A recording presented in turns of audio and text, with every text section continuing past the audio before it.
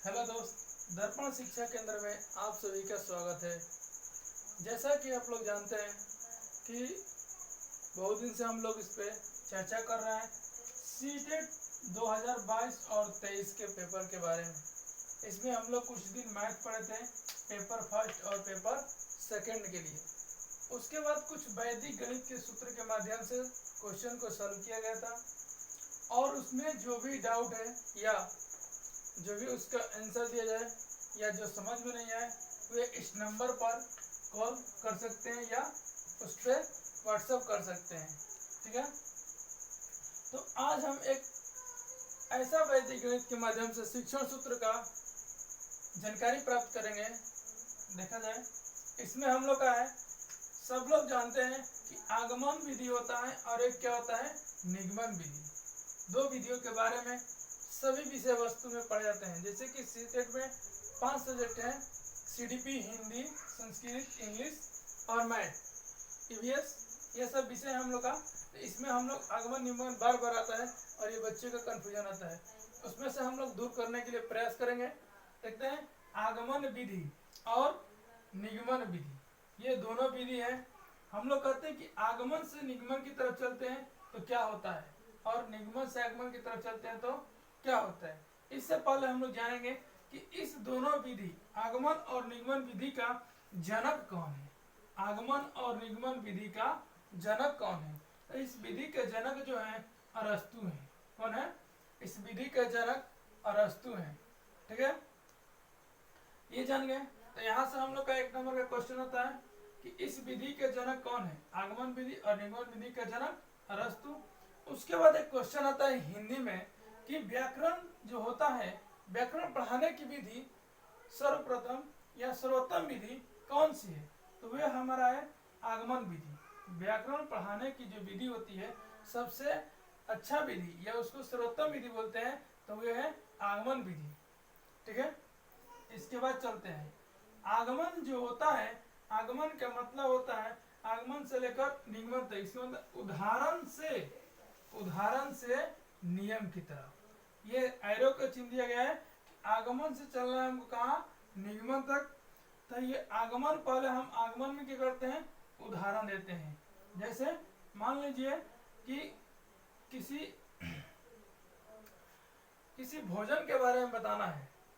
ठीक है, तो भोजन के बारे में बताना है हमको, तो यहाँ पर हम लिखेंगे उसको कि कौन कौन से भोजन में पदार्थ आते हैं। ठीक है, उसके बाद भोजन कब कब खाना चाहिए या किस टाइम लेना चाहिए, ये नियम हम बताएंगे। तो हमारा जो हुआ आगमन, ये उदाहरण से लेकर नियम तक। ठीक है, यहाँ तक समझ गए। इसके बाद हम देखते हैं कि कुछ सूत्र दिए गए, इसी सूत्र पर और इसी फॉर्मूला पर बैठा हुआ है। जैसे ज्ञात, ज्ञात से पढ़ते हम लोग अज्ञात की ओर। इसका मतलब कि सर्वप्रथम हम उसका एग्जाम्पल देंगे जो हमें जानकारी प्राप्त है। ठीक है, उसी को कहते हैं ज्ञात। इसके बाद कहाँ चलते हैं, अज्ञात की तरफ। ठीक है, जैसे मान लीजिए कि कुछ एग्जाम्पल हम लेते हैं फल वगैरह के बारे में। ठीक है, जैसे कि कुछ ऐसे फल जो हमें विटामिन प्राप्त करते हैं। ठीक है, उससे विटामिन प्राप्त होता है। ठीक, तो उसके बारे में हम क्या करते हैं, ज्ञात चीज। जैसे मान लीजिए कि केला हो गया, उसके बाद हो गया गाजर हो गया, इससे क्या मिलता है, विटामिन। ये हमको ज्ञात रहता है, उसमें दिया रहता है। ठीक है, अज्ञात क्या है कि इससे जो विटामिन मिलता है वह चीज क्या है, अज्ञात है। समझ गए। दूसरा चीज है मूर्त। मूर्त से अमूर्त की ओर। इसका मतलब क्या है कि मूर्त का मतलब होता है ठोस। ठीक है, मूर्त का मतलब होता है ठोस, जो सामने दिखाई दे रहा है।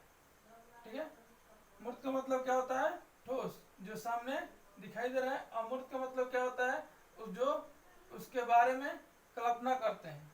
ठीक है, जो सामने नहीं दिखाई देता है। तो हमारा हो गया ज्ञात, हो गया अमूर्त, हो गया इधर अज्ञात, हो गया और ये हो गया अमूर्त। इसके बाद हम लिखते हैं सरल।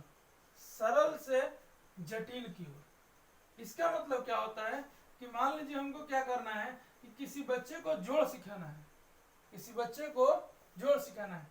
तो पहले क्या करेंगे कि 6 + 4 कितना होगा 10।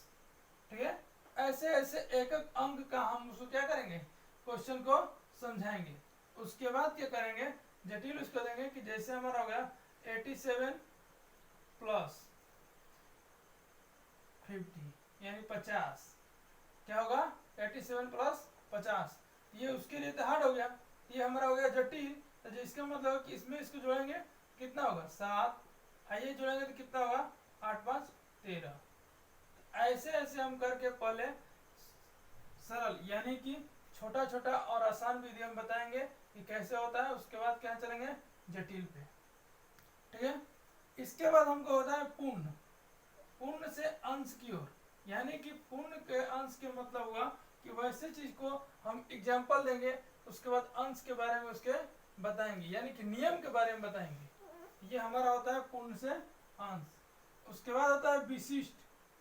विशिष्ट से सामान्य की ओर, पूर्ण से अंश हो गया, विशिष्ट से सामान्य की ओर। इसमें क्या होता है कि विशिष्ट वैसे चीज होता है, मान लीजिए कोई चीज में कि हम लोग का कोई गेस्ट वगैरह होता है, ये हमारे लिए विशिष्ट होते हैं।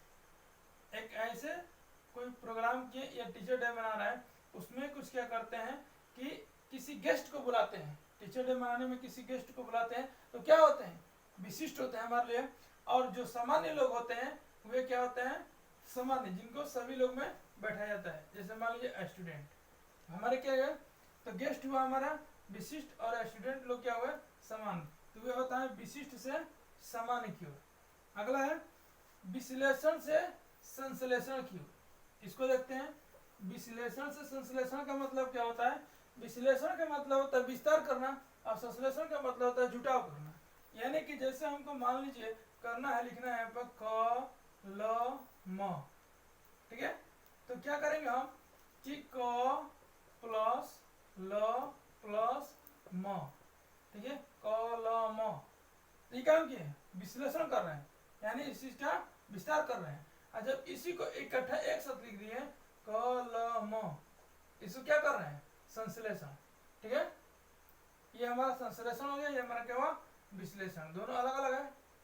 अब चलिए कह रहा है कि अनुभव।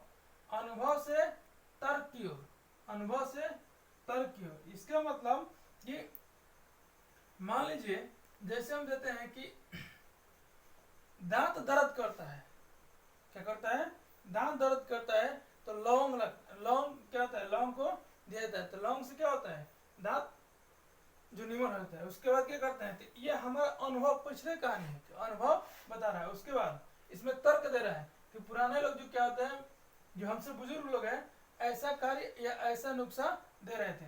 ये अनुभव से तर्क की ओर, अपना अपना अनुभव बताना और उस अनुभव पे क्या करना तर्क देना। फिर कह रहा है प्रत्यक्ष। प्रत्यक्ष का मतलब होता है जो सामने दिखाई देता है, हमारे जो सामने मौजूद रहता है, जो वस्तु कोई भी, वो क्या होता है प्रत्यक्ष। और जो सामने मौजूद नहीं रहता है उसको बोलते हैं अप्रत्यक्ष, जिसको हम देख नहीं सकते हैं। अगला है अनिश्चित। अनिश्चित का मतलब होता है जो निश्चित नहीं है, उसके बारे में एग्जाम्पल देते हैं। उसके बाद वैसे चीज जो निश्चित होते हैं और सामने दिखाई देते हैं, उसके बारे में एग्जाम्पल दिया जाता है। अगला है हमका अस्थूल। अस्थूल हो गया, अस्थूल से सूक्ष्म की ओर, यानी अस्थूल मतलब बड़ा और सूक्ष्म में होता है छोटा। पहले बड़े का चीज एग्जाम्पल देते हैं, उसके बाद उससे छोटे चीज के एग्जाम्पल देते हैं। ये रहा हमारा आगमन से निगमन की तरफ। ठीक है, थैंक्स।